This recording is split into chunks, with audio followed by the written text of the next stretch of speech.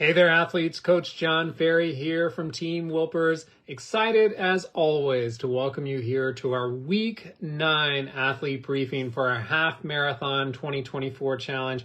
Can't believe it. Feel like we just started, but here we are, 2 weeks away from race day. Amazing stuff thus far. As always, we're going to start with a little bit of a Week 8 review. So, winter runners, you're amazing. You're in countdown until test time. We can't wait to see how you do. Have an amazing end to your winter challenge. You've already basically crushed it, so it's just time to finish it up. Half marathoners, we're still in work right now. We've got our endurance run plus strides. Here is the first run of the week. Keeping that volume high, adding some strides to open things up a little bit. Just change the intensity of the workout just a touch. Our kind of second key run of the week, a half marathon pace interval run. Working on finding and holding and moving in and out of that half marathon pace. Hopefully starting to really feel some comfort in both finding that pace, holding that pace, and getting really familiar with what we want that pace to look and feel like on race day. And as always, finishing the week with our long run, still most likely ahead for most people, but we have our longest run of this challenge here this week. So just a reminder, this is a great dress rehearsal, an opportunity to practice your nutrition, your both pre-run nutrition, intra-workout nutrition, apparel for the race itself, things that you plan on wearing. Make sure to get them out there, try them out in training, etc. Mimic your conditions as best as possible in this final training run, your longest long run, so that you're more prepared come race day. Your body knows what to expect when that time is right. One more reminder here to keep going into that website, keep checking the box, and keep tracking towards that 100% or as close to 100% as possible. That's an accomplishment all in its own right. So if you're still tracking towards 100%, that's amazing. Congratulations in advance. But make sure to keep going in there and check those boxes. Now we'll jump to our Week 9 workout here.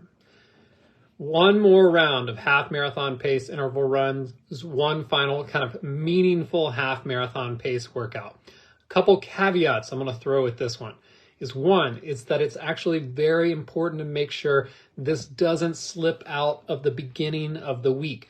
I know sometimes things fall back, sometimes things get flip-flopped a little bit. But what we're doing here is trying to put this at the top of the week to maximize our possibility of getting a training adaptation out of that workout. So you tend to think about that time of workout to adaptation, where it can affect a race or another workout. It's about 10 to 14 days. So we're kind of right there at the edge of that 14-day window. Definitely clear the 10-day window, but we want to make sure it doesn't slide back in the week. The second reason is that we are going to start backing off of things a little bit this week. So we don't want to try to create too much fatigue, especially if we're not going to get the benefit of that adaptation in time for the race itself. So try to make sure this stays at the tip top of your workout week. There's one more opportunity to hopefully go back out, practice holding that pace, really feel feel it in your body, get comfortable with it, get used to finding it in advance of your race day.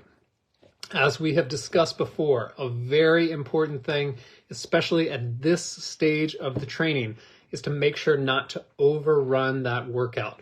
I don't need you to be much faster or as fast as you can or as fast as you can hold those blocks. I want it to be controlled. I want it to be the pace at this point that you think you're going to go out and run that half marathon out. This is your opportunity to kind of, we're talking about the dress rehearsal being the long run. This is your dress rehearsal of hitting and holding pace. Really practice the start of your race, where it's very common where people get a little excited, overshoot their paces immediately, and then have to kind of make an adjustment. We want as best as possible to avoid that. So try to practice that in your workouts. Is start the workout, find that half marathon pace, settle into the pace that you plan on racing at, and hold it for that duration. So it's our half marathon pace. Key run number 2 is an endurance run. So at this point, we are actually pulling off. We've kind of officially started our taper a little bit, if you will.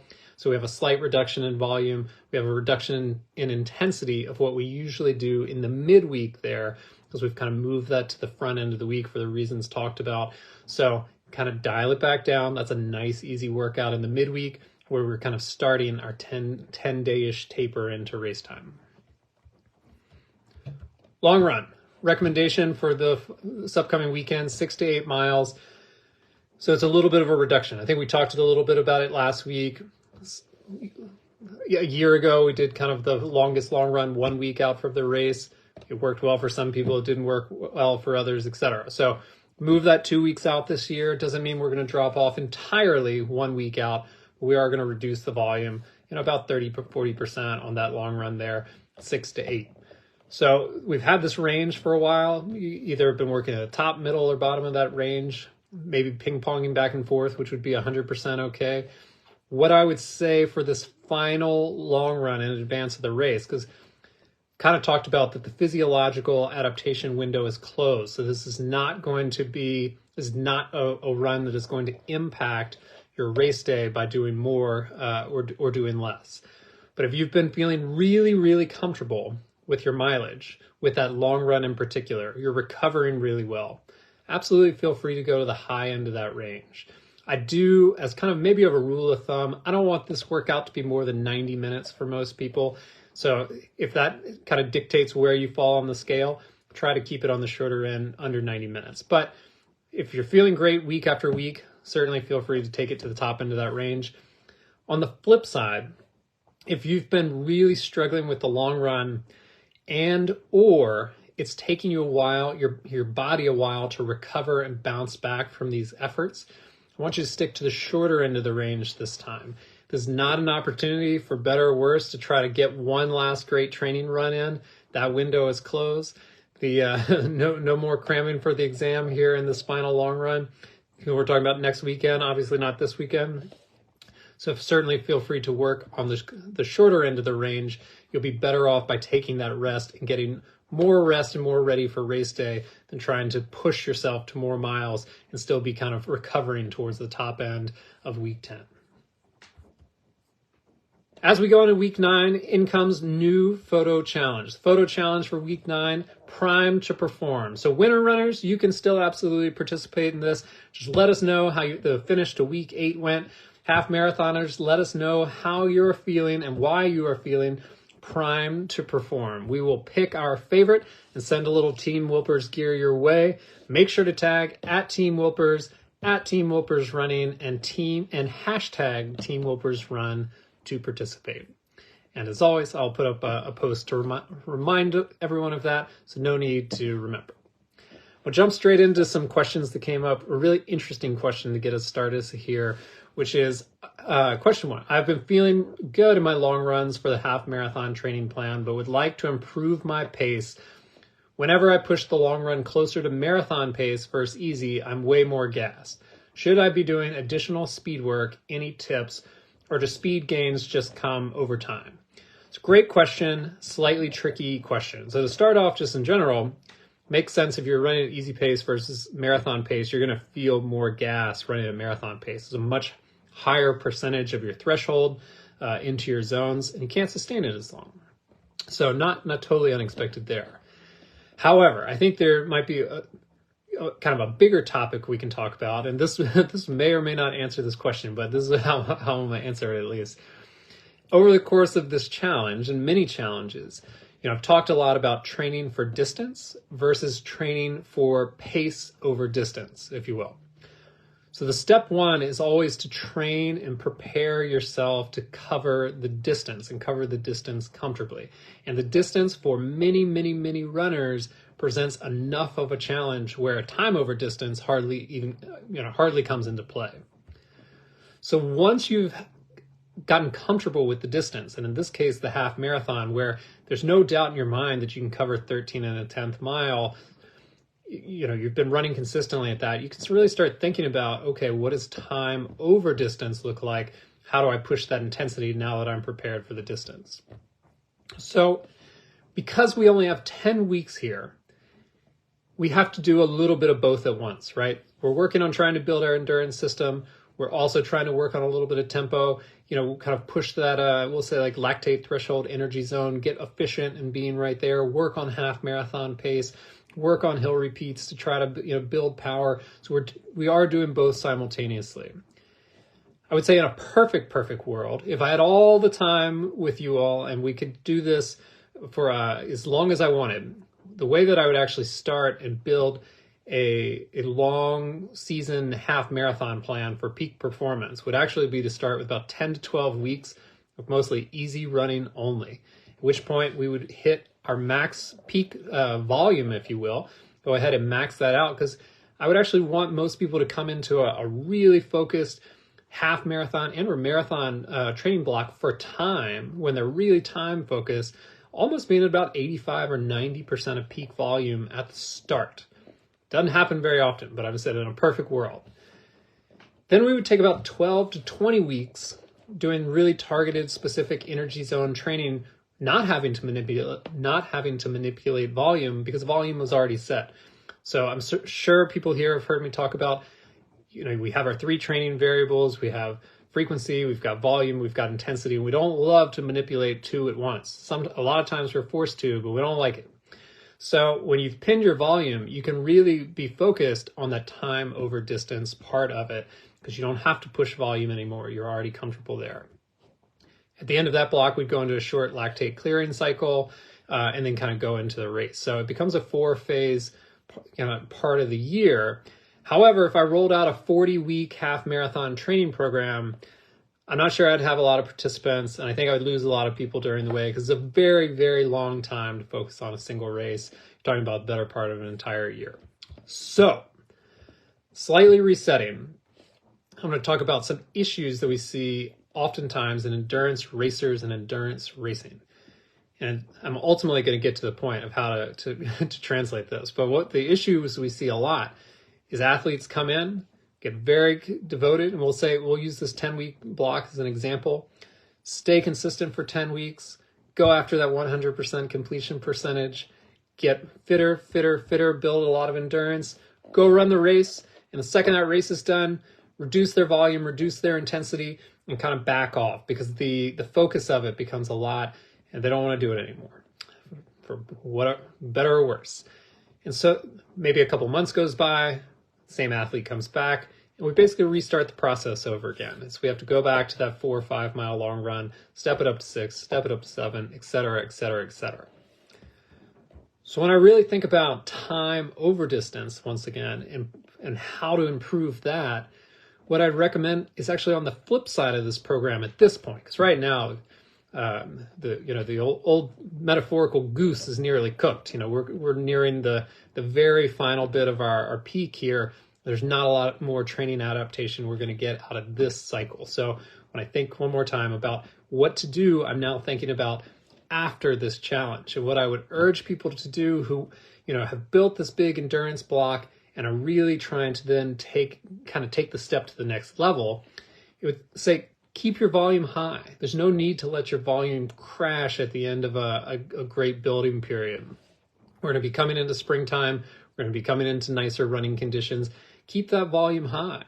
As I mentioned, even on the marathon, when my one-on-one athletes, ideally, I like people to come in at about 85% of max volume on a 20-week cycle. That means they're doing 18 weeks at almost 85 or at 85% plus of their peak volume capacity on a marathon plan.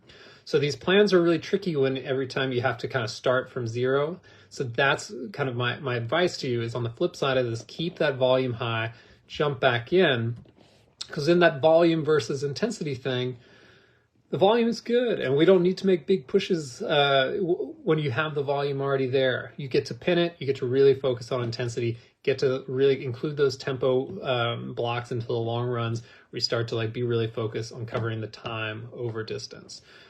So in conclusion here, to actually answer the question, I would look at the end of this challenge, which we're rapidly approaching, not so much as your finish line, but as your starting line, because you've built the endurance, you've been working sub-threshold energy zones, so you can take your rest, take your recovery on the flip side of this, but then get back to the pushing, hold the volume, pin it exactly where it is, focus on the tempo work, the other things that go with it. It's going to make the big difference of breaking through or breaking out of the struggle of moving up to faster paces.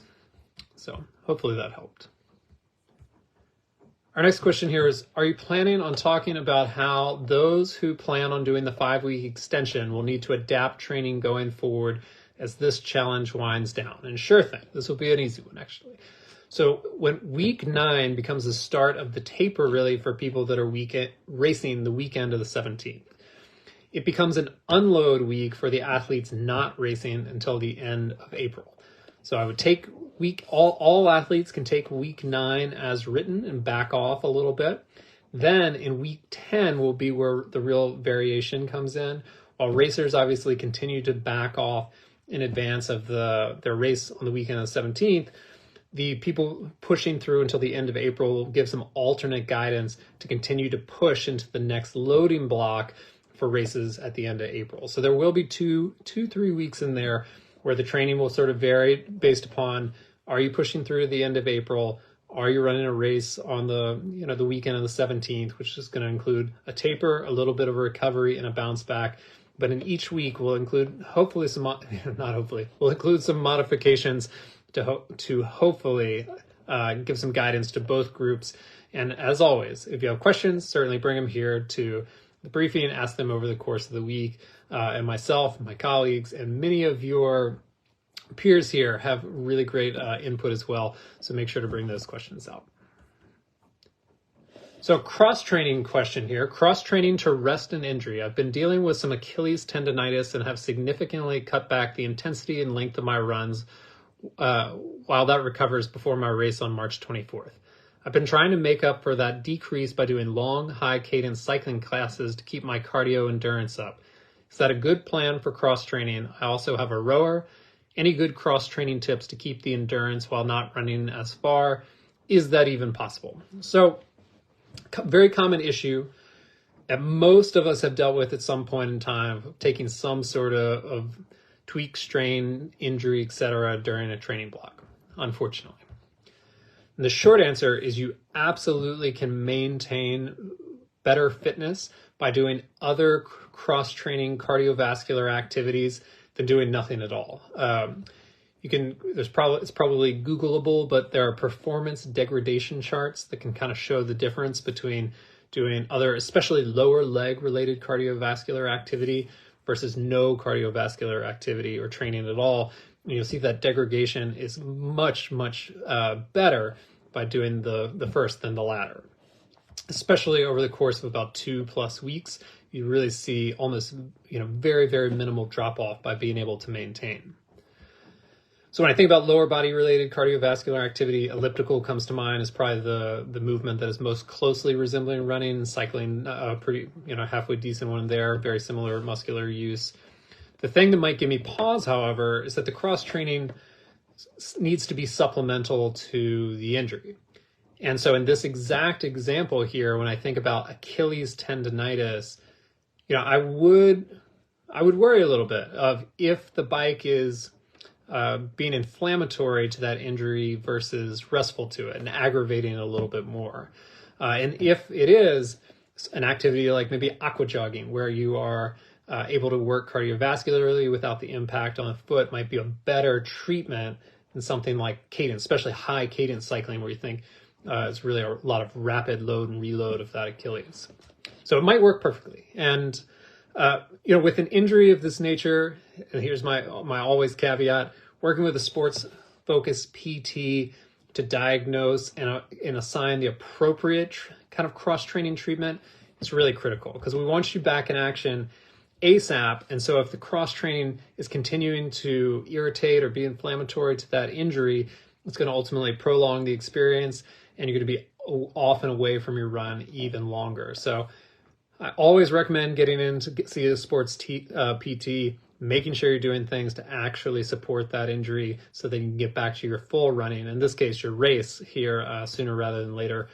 But overall, absolutely use that cross-training activity. It will help to mitigate the running fitness loss until you're ready to get back.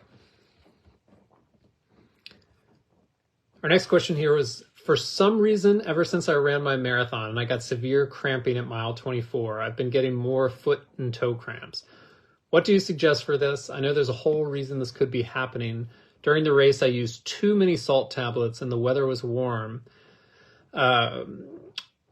shorten this up a little bit. I've been doing pre-run, post-run stretching, taking magnesium, vitamin B, hoping this will help. But if you have any suggestions, all in.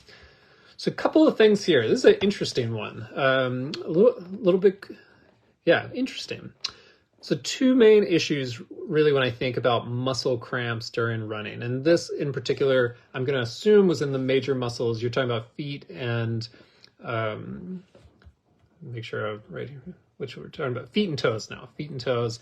And in the course of the race, usually these muscle cramps are, kind of quads, hamstrings, glutes. Different scenario if we're talking like side stitch and diaphragm, which I don't think we're talking about. So I'm going to make the assumption that we're talking major muscle groups here. And so we have two main issues. It's usually nutritional or muscular. And if it's nutritional, we tend to think about a lack of maybe electrolytes, fluid retention, etc. And in which case the salt tab would actually be the solution that I would first think about, is trying to supplement with electrolytes, improve that water retention, hopefully delay the cramp. That being said, I think in most scenarios, muscle cramps is less nutritional and more of just muscles starting to fail and fatigue.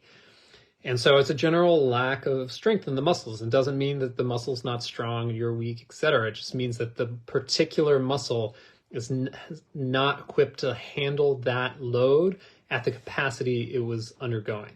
And then the nutritional piece is a little bit of that.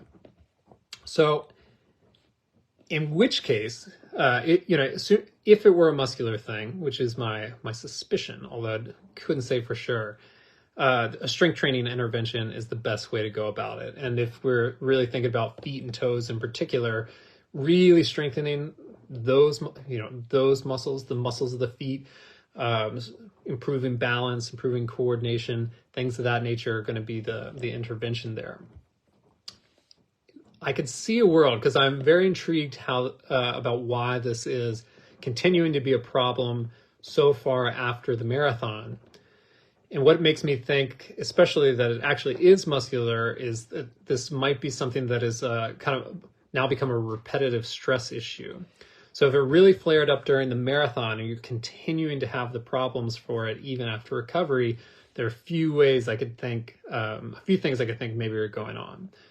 Is that one, it never really had a chance to heal. So if those muscles got inflamed, if they got irritated, if they got, it's not impossible that there are some, tearing or some sort of pull or strain in those muscles that didn't fully have a chance to heal before you started reloading, which is why you're having a hard time pushing forward. Also, was there ever a strength intervention to try to strengthen the muscles of the foot? If you did heal, if you went through that process, got the recovery, everything was feeling good, are you kind of coming back to the same issue, which is that the foot doesn't quite have the strength to carry you for distance at this moment? There are a couple things that those could lead to those long-term issues there if haven't been addressed. But one more time, the steps to take is that I would, very, very quickly consult a sports PT. One more time, might get some PT referrals in here today. I would see what the issue is within the foot, because the absolute worst thing that could happen is that you continue to push on kind of a fatigued or injured muscle, end up with some sort of tear or plantar fasciitis issue. You're talking about moving from a couple weeks off of rest and PT intervention to a few months, maybe 2, 3, 4 months sometimes to come back from injuries like that. They're incredibly frustrating, painful, etc. So that's our worst case scenario, one I'd want to avoid at all costs. And hopefully with that PT, you can either decide upon a treatment, rest, or combination of treatment and rest, and also figure out how to include running into that program. But I would absolutely reach out, seek the advice of a professional, because it seems like this is something, I don't like things that linger. After 2-3 weeks, if an issue hasn't fully gone away, it's time to seek the advice of a medical professional. And in this case, it sounds like it's been around for a while, so it's time to get it checked out. Well, everyone, that is all for week 9. Thank you so much for being here. Can't wait to do one final athlete briefing before race week next week. Hope to see you next Friday. Have a great one.